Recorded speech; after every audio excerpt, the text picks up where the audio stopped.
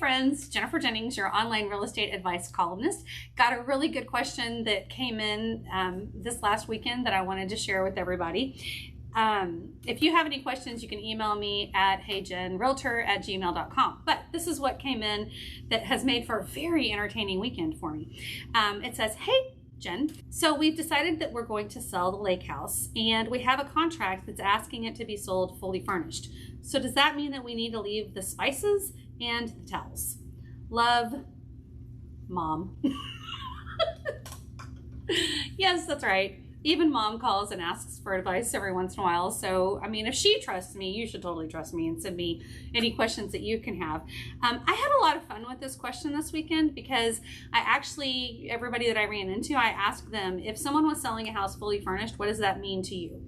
And I got all kinds of different answers on that question.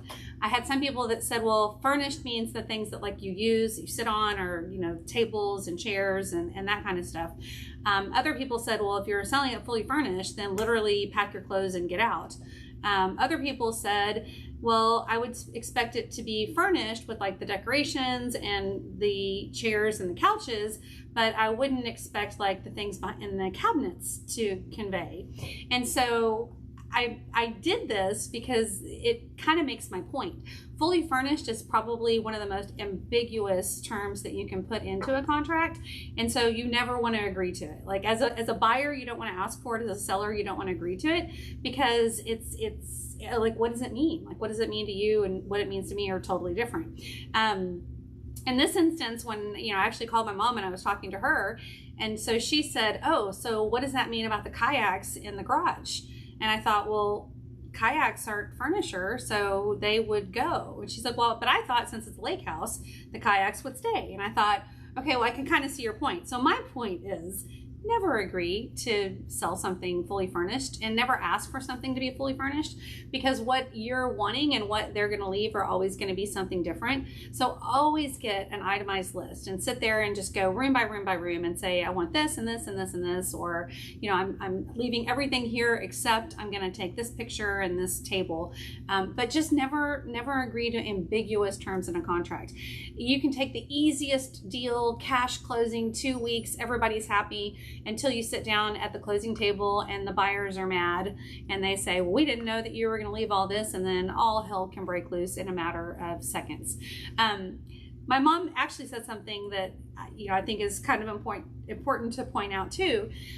She said, well, you know, we're not going to be at closing, so they can't make us come and take everything out.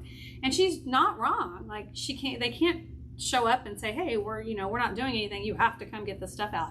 But what a buyer can do is a buyer can choose not to close. If they don't feel like you satisfied the terms of the contract and they would see that you were in default, they can choose not to close. Usually that kind of thing is fixed with the seller having to pay more money to have someone go to the house and remove the items that they felt like should be removed. So while they can't force you to do something, the buyers do have rights to, you know, possibly just decide not to buy the house or charge you more money because you didn't do what they expected to be done. So the best thing to do is just to be clear from the get-go, explain what's going to stay, explain what's going to go, decide if the spices should stay, I don't know, and go from there. So, Mom, hopefully that kind of clears it up for you. I love you. You are still my best friend. Thanks for emailing me a question. Anyone else who has any questions, please email them at heyjenrealtor@gmail.com. Have a great day.